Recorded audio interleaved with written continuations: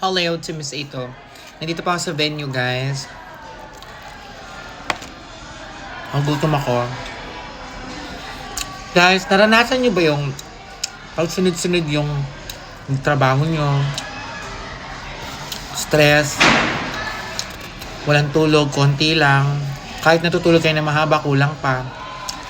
Sumasakit yung ganto nyo. Tumitibok-tibok.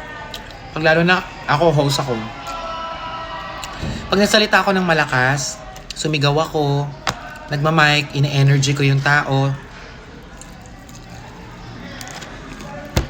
Ang sakit sa ulo. Pag ganun kulang sa tulog, di ba? Grabe.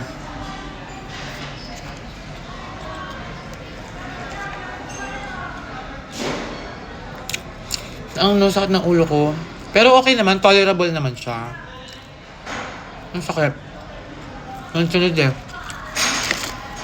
Pagod. Sobrang pagod.